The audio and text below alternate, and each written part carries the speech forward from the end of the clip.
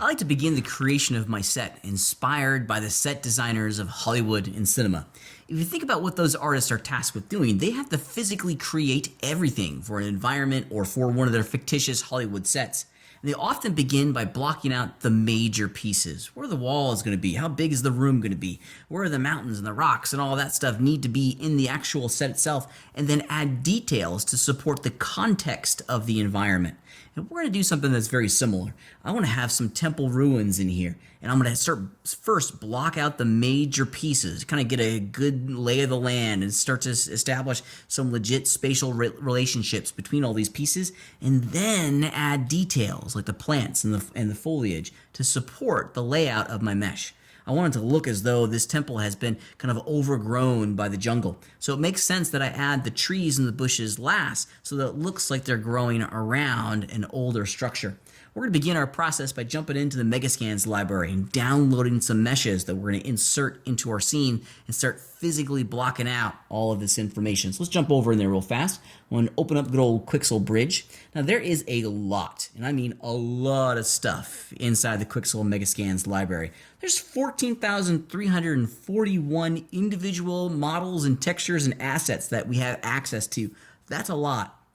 You may miss some rockstar moments, some gems and jewels of the library if you're relying exclusively on the search parameters. So one of the things that I've gotten really good at is by navigating through all these collections. I've spent some time in here, and I like the environment collection. There's a historic area that gives me some really great starting points for some ancient temple stuff. Now these are wonderful. All the assets in the Megascans library are made from photogrammetry. So these are real world assets that have been digitized and created into 3D using the same tools and technology that I used to make the Jungle Panther model. And I've gone through these already, and I've downloaded a number that I think are just going to really be awesome for what I want to use. Be mindful, these are going to be kind of big. We're no longer downloading images. Now we're downloading actual meshes themselves. So be careful with what you download.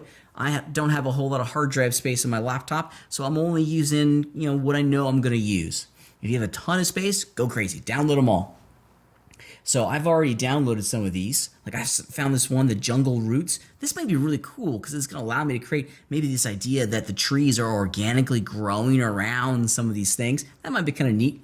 I also found that they have this really great temple stones. This is going to be really neat because I can use this as a wall, or maybe some sort of idea that there's a building here that's been crushed and has fallen over. Or what might be really neat, I could put the panther on top of this stone and maybe make it look like there's this old temple and there's a statue of a golden panther in the middle of this temple. That might be kind of rad. And then I could use maybe these temple stones to build a walkway to the panther. So we're able to use these assets any way that we want. We're not limited at all, and we're only limited by our imagination. So let's go ahead and start getting some of these assets into the game or into the level so we can start building this environment out. Now I've already downloaded them, and I've also added them into into my content directory. Let's take a look here real fast as to what all this looks like. Up until today, we've been working with surfaces. So these are the materials and textures that we've downloaded. Well, now that we're working with true 3D geometry, a new folder was created when we started downloading and adding the geometry, the actual meshes into the system, and it's called 3D Assets. If you explore any number of these, for example, you're going to get a material. Here's the static mesh and all the images that are funneled into the material. There's really nothing for you to do other than drag the static mesh into the environment and start building your little scene. So this one looks like it's the Jungle Roots. I think I'm going to find this is the Temple Stones. Yeah, I'm going to grab this one and start figuring out where I want this to go. I'm going to drag it into my scene. Yeah, the scale is a little off, so let me hit the R key and scale this guy up. Make it a little bit bigger. Yeah, now we're not limited by the size and scale of this. We want to make it kind of believable. We don't want to make these look huge, but the audience doesn't know what this is supposed to look like. The audience doesn't know how big or how small the original temple stones are, so we get a tremendous amount of freedom in the placement of these assets. Now, I like the idea of maybe having this be something the panther is sitting on top of. So let's do this real fast. I'm gonna completely change the context and the plan of this object here. And I'm allowed to do that. This is why we choose to build these scenes. Yeah, this might be kind of cool. Now, I think this may inspire me to go back in and change a couple things. Oh yeah, it kind of doesn't work in the context that that back foot is off. So let's see, are we too concerned? Are we ever going to see that back foot? Nope, I think this is going to be just fine. Yeah, I'm liking that. How cool is that? That's going to be a neat look inside of the scene itself. Okay, let's jump in. I'm gonna start working with some of these chapel wall bits. Let's make this a little bit bigger. All right, so now I'm actually thinking about size and scale here. With something like a doorway, we need to be mindful of our audience's understanding of how large this doorway is and how big it needs to be in order for them to believe that this is a doorway. So I'm not going to make it gigantic. The size of the doorway is going to create the illusion, or it's going to help establish in our audience's mind how big or how small the panther is. Yeah, and actually, as I go through this and as I look at this, I think I want to have the panther and the temple stone be much lower to the ground. Something perhaps like that. Yeah, I'll figure out the transition between all of these bits and bobs a little bit here in a minute. Just trying to block out some basic shapes. I moved it down because it felt like it was on a skyscraper in relationship to the door. All right, maybe... Yeah, I'm putting in another one of these big mossy walls. Here we go. Oops, scaled it negatively. Excuse me, there we go. Yeah, and this is why we will like using these actual mesh pieces, because we can very quickly block out some shapes. Now, I'm not trying to make this look perfect. I think I'm going to try to see if I can make it look like a wall. I'm also going to be very mindful of the fact that I don't want to have a lot of square, like 90-degree straight edges in here. I'm going to duplicate this object. Check this action out. I'm going to duplicate this, but I'm going to hold down the Alt key and then left click and drag. Oops, excuse me. If we left click and drag while holding down the Alt key, it should make a copy of it. There we go. I think I just wasn't clicking on the tool handle. I apologize. Now we can recycle elements and put them in different directions.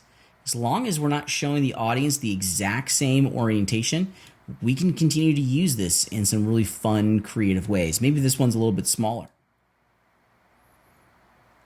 We have a lot of flexibility in here. Yeah, what if we make it smaller and show the opposite side to the audience versus that front side? Might be kind of cool. Yeah, I think I'm going to need some additional wall pieces in here.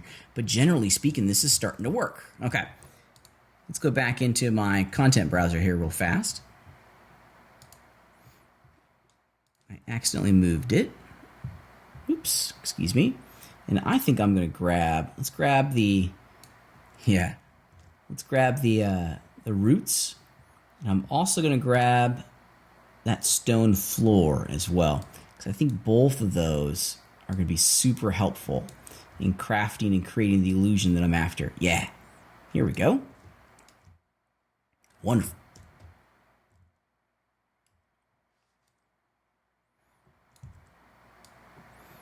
Because what if I put this kind of in the mud?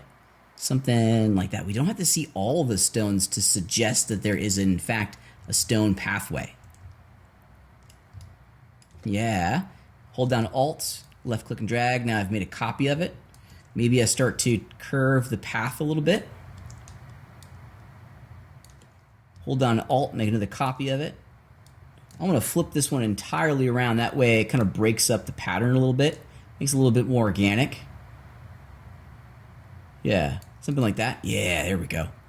Now it looks like there's a stone pathway that's leading towards the panther itself. Now let's figure out a place to put this big root. I like the root very much. I think that's kind of neat.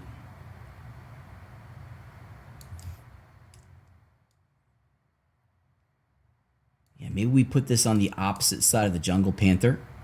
This kind of like statue, to make it look like there's the environment is kind of growing around some things. Continue to play with it. Ooh, I think I like that angle a little bit better. Let's push it into the ground to hide the transition between the meshes and the landscape that I sculpted.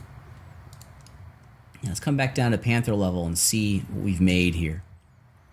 We may even want to do a little bit of camera blocking as well, so that we ensure that what we are creating is not more than what the camera is ever going to see. And we're going to do that here in the near distant future. But I'm going to continue just blocking out the big set pieces first, the ruins, and continue to add some details into this and craft a really neat, fun environment that's going to serve as my Jungle Panther little scene and set.